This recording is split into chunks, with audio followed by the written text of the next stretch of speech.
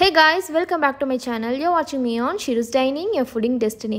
இன்னைக்கு ஒரு ஃபென்டாஸ்டிக்கான ரெசிபியோட தான் உங்களை நான் பார்க்க வந்திருக்கேன். வளன்னு பேசாம மதுரை ஃபேமஸ் ஆத்தென்டிக் மட்டன் எலும்பு போட்ட தால்ச்சா எப்படி செய்யறதுன்னு பார்க்கலாம் வாங்க.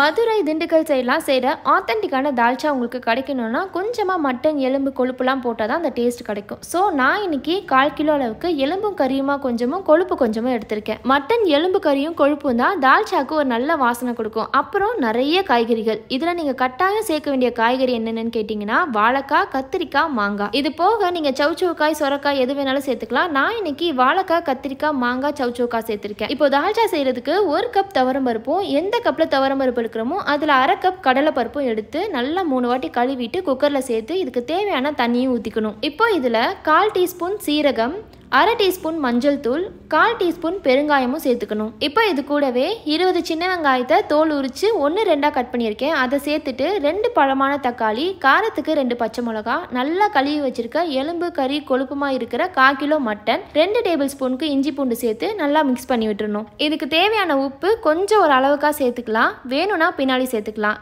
நம்ம எண்ணெயே சேர்க்கல, ஆனால் மேலே எப்படி மட்டனோட கொழுப்பு படர்ந்து வந்திருக்குன்னு பாருங்கள். இப்போ குக்கரை மூடி விசில் போட்டு 4லேருந்து 5 விசில் வச்சு எடுத்துக்கோங்க. பாருங்க நல்லா வெந்துருச்சு. கறியோட கொழுப்பும் பிரிஞ்சு மேலே மிதக்குது. பருப்பு ரொம்ப குழஞ்சிடக்கூடாது. கடலை பருப்பு மட்டும் மேலே அங்கங்கே முழுசாக தெரிகிற மாதிரி இருக்கணும். சாப்பிடும்போது கடிப்படுறதுக்கு நல்லா இருக்கும். இப்போ வேக வச்ச பருப்பு கூட கொஞ்சம் தாராளமாக தண்ணி சேர்த்து கட் பண்ணி வச்சிருக்க வெஜிடபிள்ஸ் மாங்காவை தவிர கத்திரிக்காய், வாழைக்காய், சொரக்காய் எல்லாத்தையும் சேர்த்து ஒரு கைப்பிடி அளவுக்கு புதினா, கொத்தமல்லி கட்டாயம் சேர்க்கணும். இப்போ இது எல்லாத்தையும் கலந்து விட்டு மூடி வச்சு ஹை ஃப்ளேமில் ஒரு 5 நிமிஷம் கொதிக்க விடுங்க. 5 நிமிஷத்துக்கு அப்புறம் திறந்து பார்த்தீங்கன்னா நல்லா மலன்னு கொதிச்சுட்டு இருக்கும். இப்போ இதில் 1 டேபிள் ஸ்பூனுக்கு சாம்பார் தூள் சேர்த்து நல்லா மிக்ஸ் பண்ணி விடுங்க.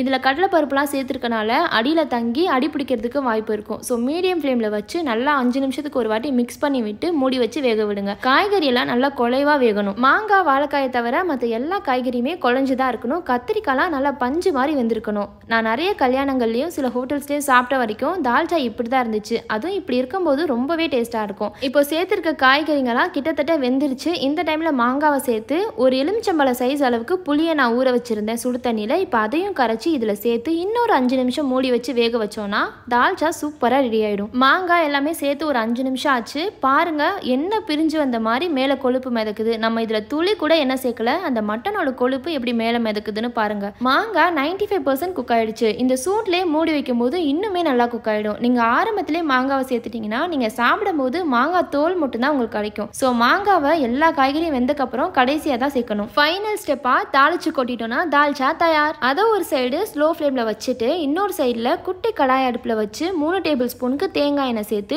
1 டீஸ்பூன் கடுகு, 1 டீஸ்பூன் சீரகம், 1 டீஸ்பூன் சோம்பு சேர்த்து நல்லா பொன்னிறமாக பொரிய விட்டுறணும். நல்லா பொரிஞ்சதுக்கு அப்புறமா ஒரு கைப்பிடி அளவுக்கு கருவேப்பிலையும் சேர்த்துக்கணும். கருவேப்பிலை நல்லா மொறுன்னு ஆனதுக்கு அப்புறமா ஸ்டவ் ஆஃப் பண்ணிட்டு 1 டீஸ்பூன் அளவுக்கு மிளகாய் தூள் சேர்த்துக்கணும். மிளகாய் தூள் சேர்த்த உடனேவே தால்ச்சால கொட்டி கலக்கி விட்டுறணும். ரொம்ப நேரமாக வச்சுருந்தீங்கன்னா கருகிடும். அப்படி சேர்த்து ஒரு பெரட்டு விட்டிங்கன்னா உங்கள் வீடு ஃபுல்லாக கமன்னு ஒரு வாசம் அடிக்கும். தால்ச்சாவே நான் ரெடி ஆகிட்டேன் சொல்கிற மாதிரி இருக்கும். ஒரு 5 நிமிஷம் மூடி வச்சு எடுத்திங்கன்னா மதுரை திண்டுக்கல் சைடெலாம் கிடைக்கிற ஆத்தென்டிக் மட்டன் எலும்பு தால்ச்சா சூப்பராக ரெடி ஆகிடும். கொஞ்சமாக புதினா, கொத்தமல்லி தூவி சர்வ் பண்ணுங்க. அம்சமாக இருக்கும். இதோட கலர் அண்ட் திக்னஸ் பாருங்களேன். இதுதான் ஒரிஜினல் தால்ச்சாவோட கன்சிஸ்டன்சி. மதுரை திண்டுக்கல் சைடெலாம் நீங்கள் எங்கே கல்யாணத்துக்கு போனாலும் சீரக சம்பா பிரியாணி வித் இந்த மாதிரி தால்ச்சாவோட தான் சர்வ் பண்ணுவாங்க. நான் சொன்ன இந்த ரெசிபியை ட்ரை பண்ணிட்டு நல்லா இருந்துச்சான்னு கமெண்ட்ல சொல்லுங்க. இந்த வீடியோ உங்களுக்கு பிடிச்சிருந்துச்சுன்னா லைக் பண்ணிட்டு மறக்காம நம்ம சேனல் ஷீருஸ் டைனிங்கை சப்ஸ்கிரைப் பண்ணிக்கோங்க. பக்கத்தில் இருக்க பெல் ஐக்கானையும் கிளிக் பண்ணுங்க. ஸோ தட் நான் போற வீடியோஸ் எதையும் நீங்க மிஸ் பண்ண மாட்டீங்க. இன்னொரு இன்ட்ரெஸ்டிங்கான வீடியோல மீட் பண்றேன். Until then, it's bye from Shiru's Dining, your fooding destiny. Bye guys.